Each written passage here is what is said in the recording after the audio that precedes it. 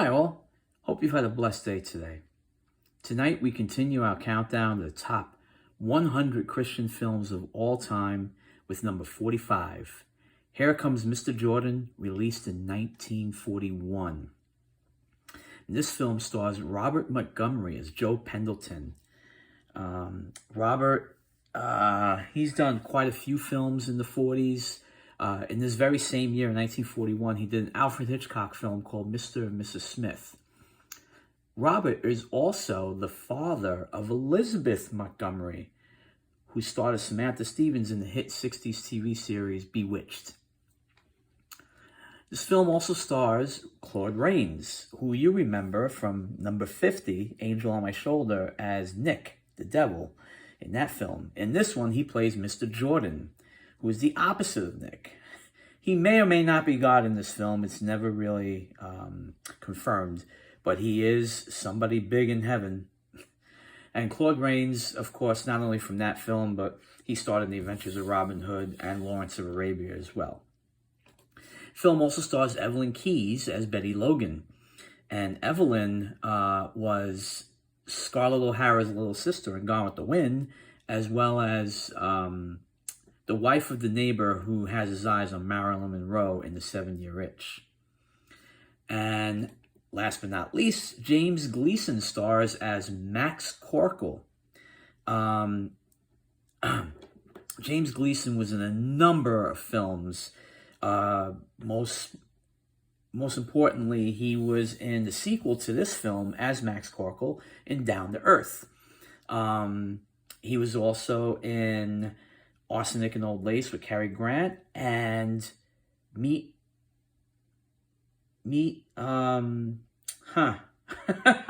John Doe with Gary Cooper. I'm sorry. That was the same year as this film as well. So, Here Comes Mr. Jordan is about a boxer named Joe Pendleton, who is also an amateur pilot. And one day, on his way to a boxing match, he crashes his plane. And the gentleman in this picture to the left, he is an angel who takes Joe's soul right before the crash, and because he thinks that he's going to die anyway.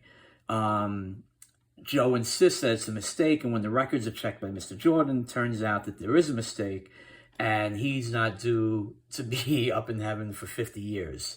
However, when they go back to put him back in his body, Corkle already had his body cremated, so they have to find another body now. Enter Bruce Farnsworth, who has been drugged and drowned in the bathtub by his wife Julia and his secretary Tony Abbott, pictured here on the right and the left. Standing in the middle of them is Bette Logan.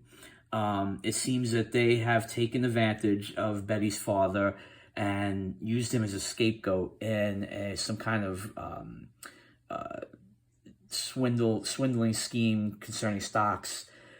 Joe wants to help her, so he agrees to go into Farnsworth's body temporarily to help her out, clear her dad's name, and in the meantime, he hires Corkle to train him so he can get a shot at the championship, the heavyweight championship, which is what he had as Joe Pendleton, but now he's going to do it as Bruce Farnsworth. Tony and Julia are scheming to kill him before he gets into the ring, and Mr. Jordan tells him that although he's destined to be champion of the world, it's not going to be as Bruce Farnsworth. This movie is very funny, and it's sad at the same time, but it's an enjoyable film for the entire family. I highly recommend it. It really holds up well today, being that it was made in 1941. It really holds up well today. It's well written, well acted. It was also remade in 1978 as Heaven Can Wait with Warren Beatty. And that one was, I hate to say it, but it was better than this one. And this one was great, don't get me wrong.